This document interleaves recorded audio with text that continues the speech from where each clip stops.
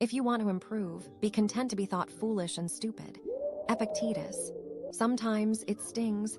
The subtle ache when someone you hoped would understand simply doesn't. Have you ever felt yourself bending, just a little, to fit the expectations of someone whose approval quietly means too much? Or perhaps you've noticed a faint emptiness after sharing something honest, only to meet indifference or quiet judgment. It's hard to explain, but sometimes just walking into a crowded room or scrolling through social media, the urge to be noticed, liked, or accepted by certain people can begin to shape who we let ourselves become.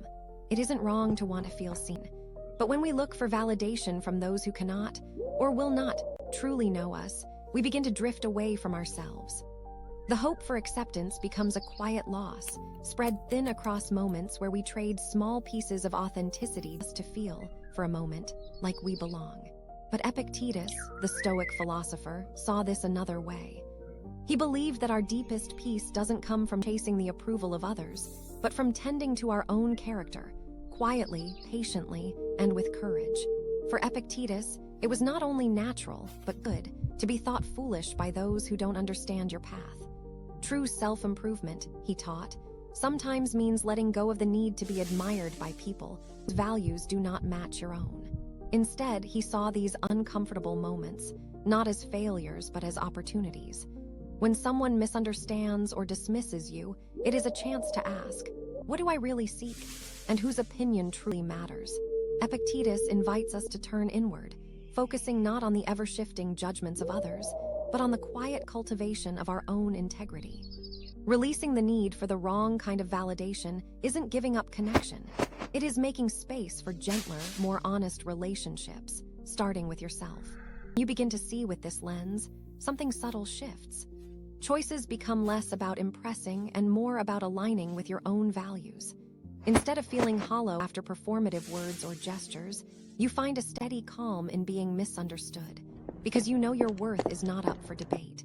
For example, you might choose to share your real opinions, even if they don't win applause. Or you pause before seeking feedback, asking, does this person know my heart well enough to offer something true? These aren't always easy changes. Sometimes they're quiet, happening inside you as you learn to trust in your own enoughness. But slowly, validation transforms from something you chase to something you carry. If this speaks to something new, consider subscribing.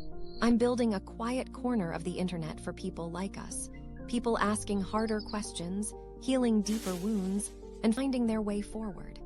Drop a comment if you want me to explore something specific next. I'd love to hear your story. Perhaps today the world will misunderstand you.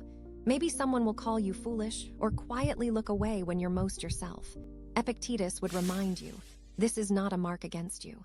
In fact, it may be a sign you are growing, becoming, living more as you truly are. Thanks for giving this space in your day. You don't have to fix everything all at once, but you're here, and that's a beginning. Take care of yourself. I'll see you in the next one.